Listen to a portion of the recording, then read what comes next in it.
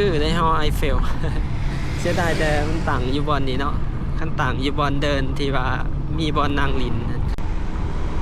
ในเมืองจังเขาเจ้าก็เปิดไฟ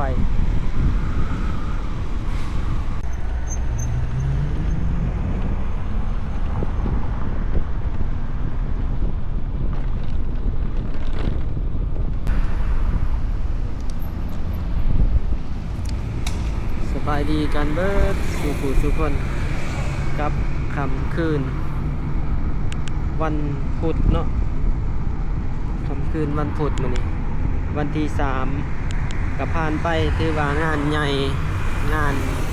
วันศาสตร์ที่2ธันวาที่เฉลิมฉลองกันเมื่อคืนนี้เนาะ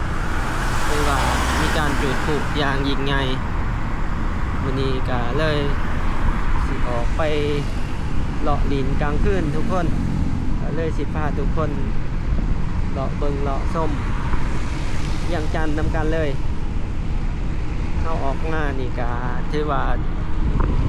ออกมานั่งลินแล้วก็ถาฮับออเดอร์ส่งผู้โดยสารเนาะเขาก็โหลดเอาแอป Maxim มานะทุกคนเอามาหับผู้โดยสารพอได้ค่าหนำเล็กน้อย วันนี้ก็ถือว่างีอับเลยเดินหาดหลวงเมื่อคืนนี้ถือว่าคนเต็มเลยเห็น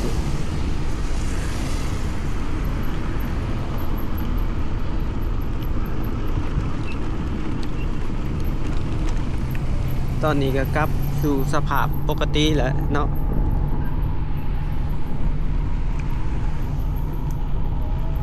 หลังจากเมื่อคืนนี้ก็ถือว่าคนหลายแล้วก็ตอนบ่ทันแล้วงานก็ถือว่ามีการยืนย่ำของทหารแต่ละจุดแต่ว่าตอนนี้ก็ถือว่าทหารต่างๆก็กลับกรมกองไปแล้ว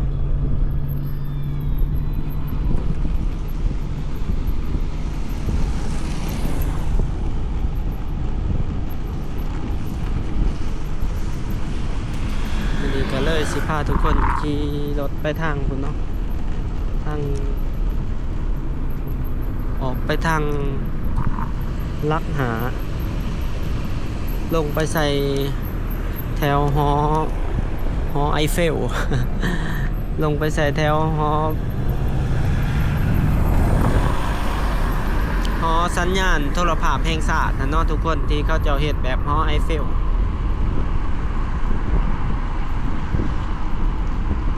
เป็นเส้นทางหนาเดินถาดหลวง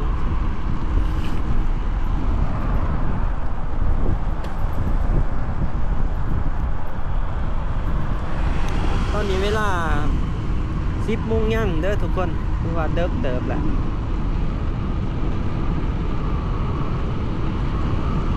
สิพาทุกคนขี่รถรอเบิงรอส้มบรรยากาศยามกลางคืนเวียงจันทร์กันก่อนจังสิพาทุกคนไปนั่งเบิ่งบอนท่องเที่ยวกลางคืนของเวียงจันทน์เนาะ สิไปหาดนตรีลินสดไปนั่งถาออเดอร์ ยามดึกๆสิมีผู้ที่เปิดรถเนาะเปิดรถเฮากะสิแลนวินนะทุกคนแบบโหลดแอป Maxim มาหาผู้โดยสารมื้อนี้ก็ถือว่าได้ผู้โดยสาร 2-3 คน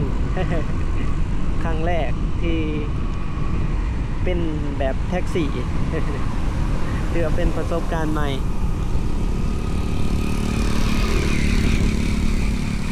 มื้อนี้ก็สิพาทุกคนที่ออกไปทางลักหาลงไปใส่ทางจอมมานี่ออกขึ้นมาใส่ซีบุญเทืองออกใส่ประตูใส่เนาะ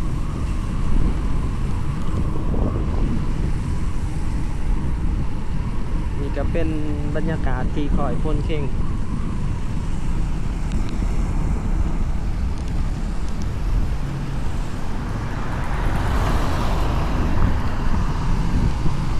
ไฟเขียว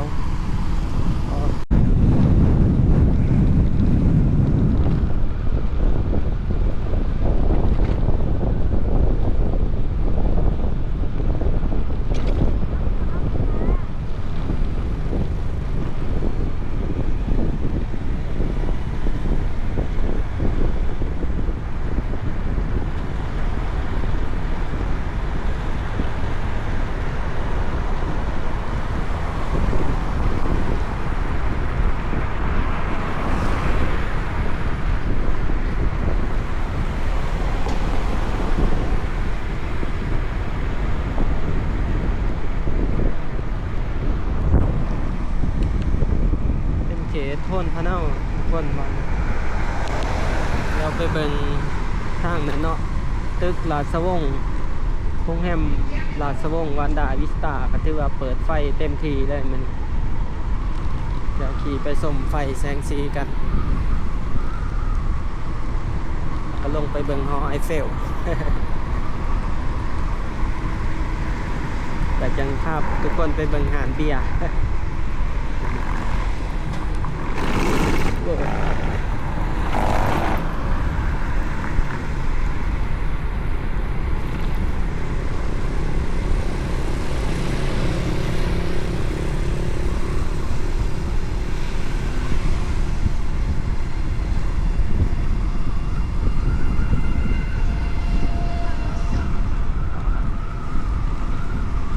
เลิกมื้อนี้ก็เงียบไป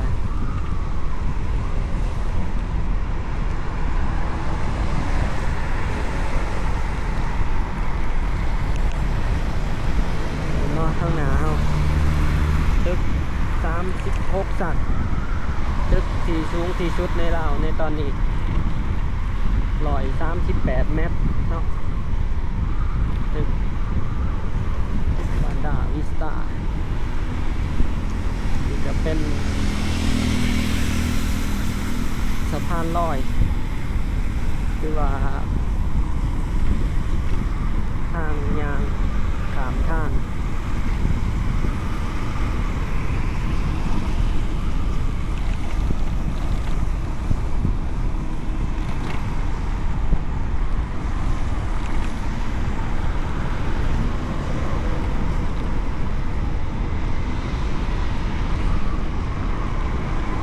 ถือว่าเป็นโรงแรมที่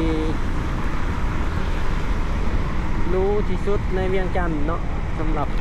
โรงแรมนี้ก็สิมีโรงแรมระดับรู้แบบนี้ก็สิมีโรงแรมลาดสวงวันดาวิสตานี้แล้วก็เป็นโรงแรมอมริเนาะอมริแล้วก็ฮิลตันหรือว่าโรงแรมที่ว่ามีชื่อเสียงในเมืองจันทน์เขาเจ้าก็เปิดไฟ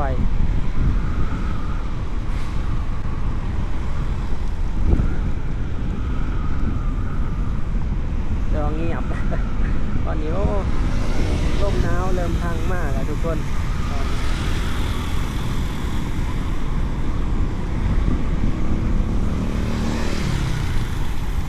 ข้างหน้าก็เป็นไฟแดงหอประชุมแห่งชาติเข้ากะทีเดี่ยวสายลงบอลนั่นทุกคนเดี่ยวลงไปทางจอมมณีไต่ลงไปเบิ่งบรรยากาศหลักสถานีโทรภาพแห่งชาติแบบหอไอเฟลเวียงจันทน์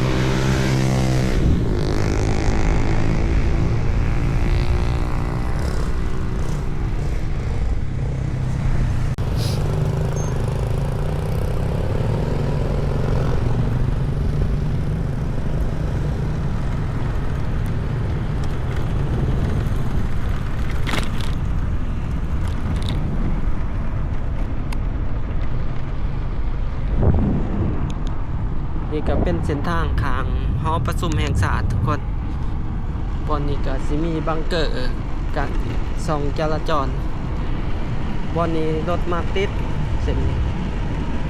เพราะว่ามันมีพอดี2 เลนพอดีสำหรับรถใหญ่ถ้ารถใหญ่2 คันจอดนี่รถจักรก็บ่มีทางไปเลย เบิ่งบรรยากาศทางนี้มาเบิ่งหอไอเฟล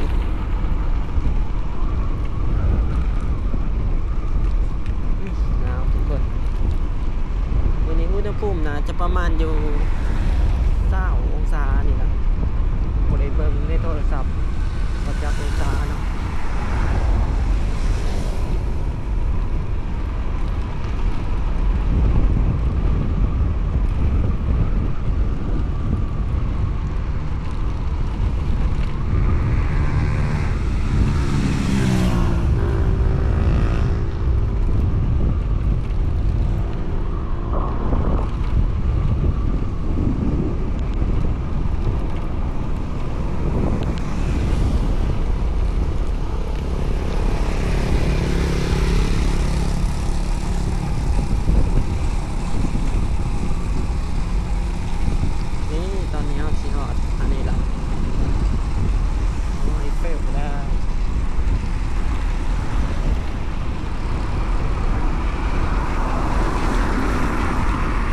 นี่ก็สิเป็น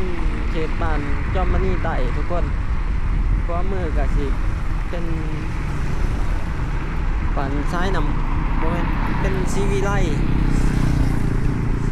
แล้วก็ต่อกับปลาขาว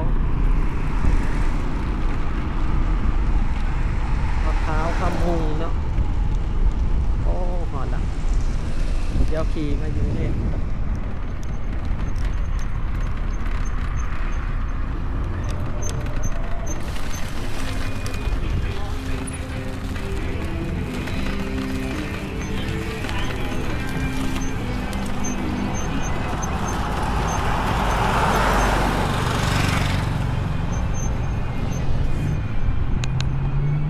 เบิ่งมุมนี้งามนะ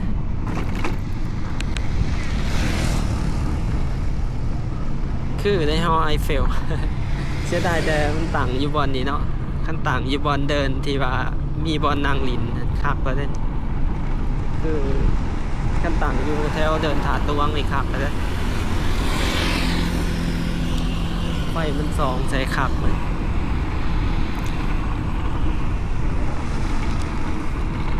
หานเบียร์หานนี่เต็มเลย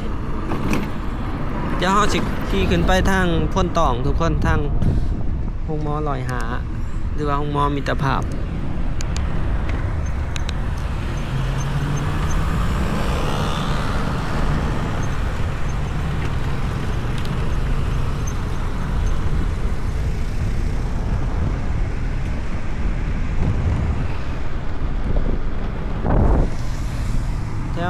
แถวนี้ก็แค่แน่มีดอกไฟย่างทางแถวห้องเบาเมนไซต์ที่เขตบ้านโนนสว่างบ่มีดอกไฟอุบัติเหตุเกิดตลอดรถต่ำกันตลอด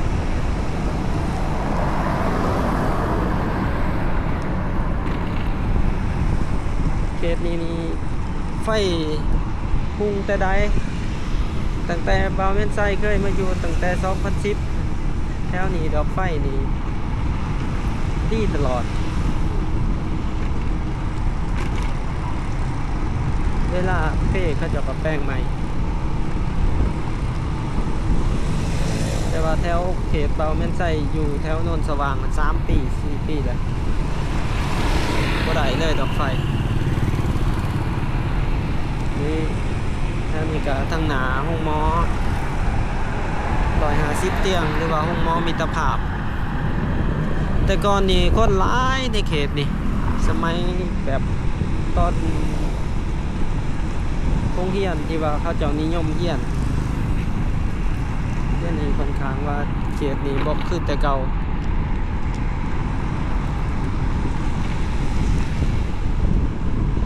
แต่ก่อนนี่โอ้เลิกซ้ำนี่ถือว่าเต็มแล้วแหละทั้งของกินทั้งยังคนนักมานั่งอยู่นี่คล้ายๆว่าอยู่นี่เป็นเซ็นเตอร์พอยต์อีกบอลหนึ่งนะแต่ก่อนอยู่นี่ก็มีโศกทวีซุปเปอร์มาร์เก็ตมีอาหารข้าวเปียกมีหลายๆอย่างก็เมื่อกี้นี่ใกล้ทั้งห้องหมอ150 เตียงแถวอันเนาะแถวงามๆแถวเป็นตะเบิงตะส้มเพราะว่ากล่องบ่บันทึกทุกคนขอโทษขออภัยเนาะ ตอนนี้เฮามาหอดที่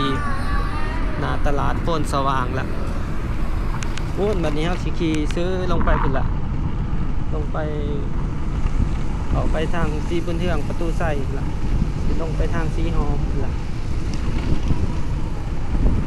โอ้เกมนี้ลมพัดแล้วเบิ่งโทรศัพท์กันมีออเดอร์บ่พอได้ไปหับผู้โดยสาร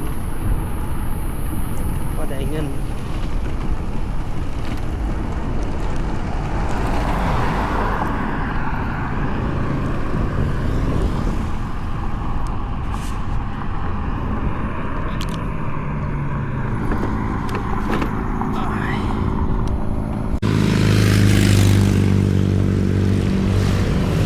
แอปแม็กซิมเนาะใช่ผมมีออเดอร์เลย10:07 นาทีเนาะตอนนี้ผมมีออเดอร์เดี๋ยวเราสิไปวินเวสละมื้อนี้สิพาทุกคนไปดินหานวินเวส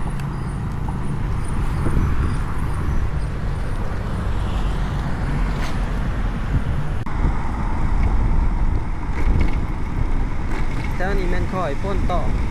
แถวนี้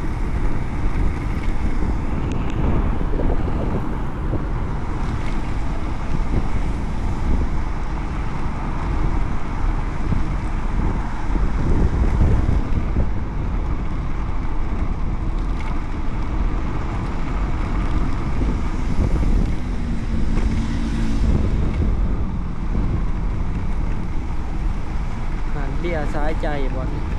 เลยเขามาเห็นเป็นหานชินดา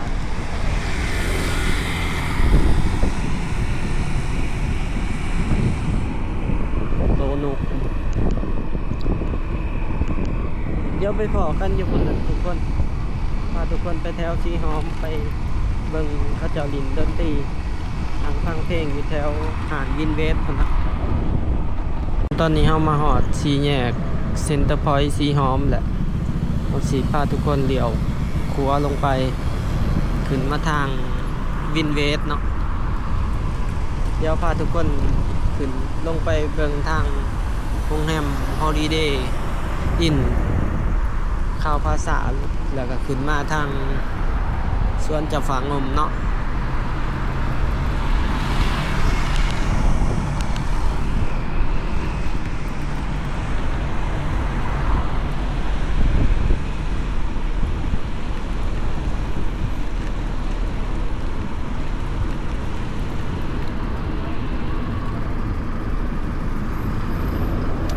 รถคันนี้สอกหาบอลจอดนี่10:30แหละตอนนี้อาหารจุ่มห่ามดาดคนเริ่มออกเบิดละพาทุกคนลงมาทางนี้พาไปนั่งฟังเพลงเด็กๆออกแต่ห้านแล้วก็ได้นั่งเอาออเดอร์ ออเดอร์หาเลาะส่งผู้โดยสารขับจ็อบกลางคืนโอ้แฮมฮอลิเดย์อินกับข่าวภาษาต่อกันเลย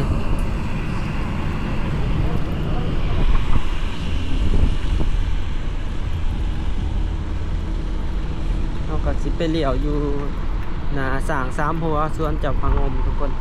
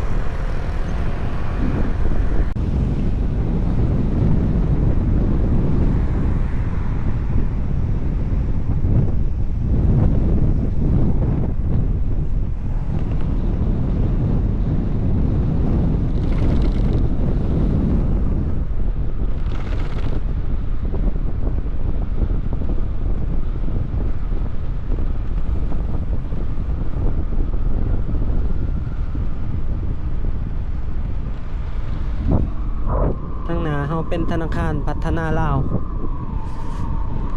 มีไฟทุ่งเนาะ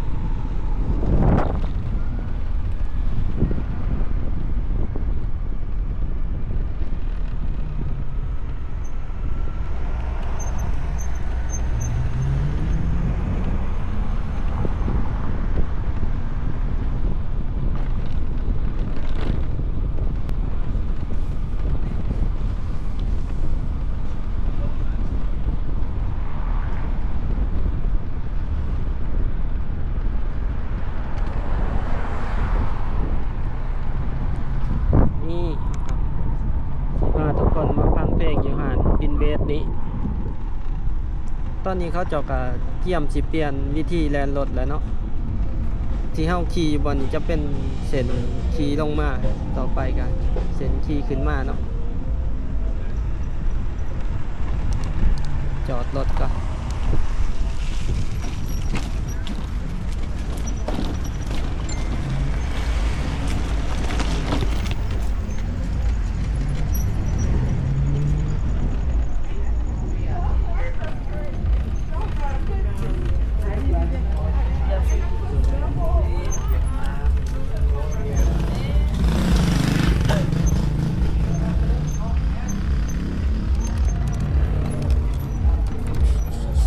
เดี๋ยว10 โมงครึ่งแล้วทุกคนเดี๋ยวขอไปเบิ่งข้างในมวนบ่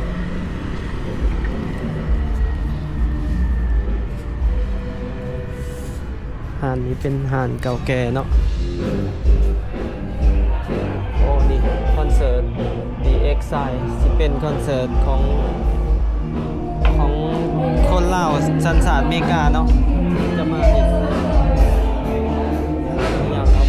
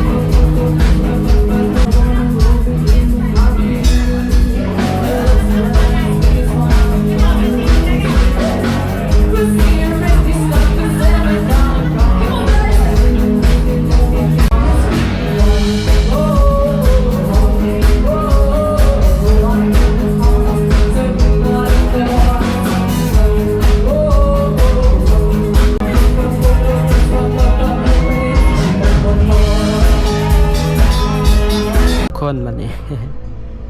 สิพาทุกคนขึ้นไปทางถนนเศรษฐาเนาะวันนี้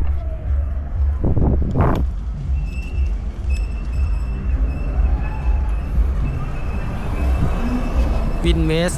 ชื่อว่าเป็นหาดเก่าแก่ตอนนี้ 11 โมงครึ่งแหละทุกคนบอนนี้หาดเบียร์กับจนไล่ฝรั่งเนาะเขามาลินเพราะอาหารวินเวสเขาจะลินเพลงสากลเลยสีแยกไฟแดงหนาวัดอินแปงเอาสิขึ้นไปซื้อเลย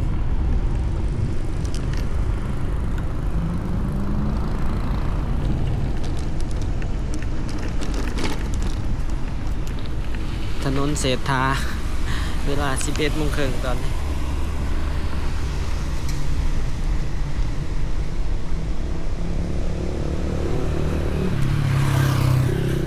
บรรยากาศกลางคืนทุกคน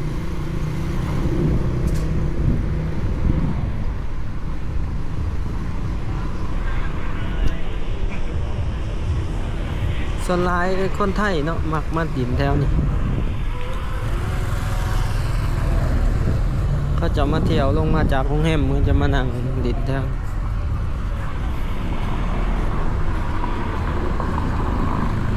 โอ้ไก่คน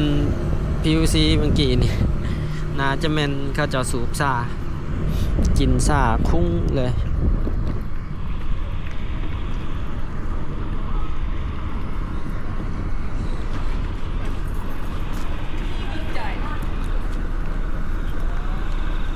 ถนนสายท่องเที่ยวเวียงจันทน์เนาะบอน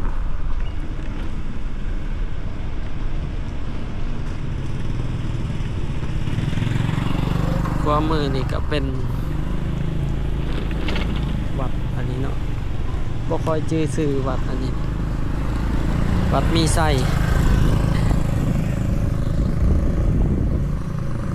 เป็นเวลาที่หลายๆคนออกจากหาดเบียร์กลับมานอนนักท่องเที่ยวจีนเกาหลี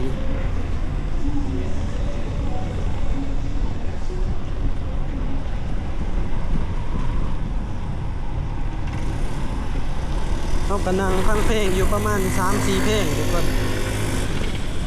อยู่หาดนั้นเนาะอยู่วินเวส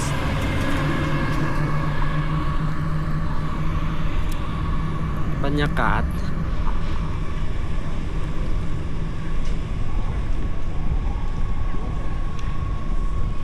บอนนี้แถวหนาน้ำพุไฟแดงโอ้โรงแรมอันลานสางเริ่มเปิดไฟแล้วทุกคนมื้อพาทุกคนมาเบิ่งโรงแรมลานสางครับเขาเจ้าเฮ็ดไก่สิแล้วแล้วเด้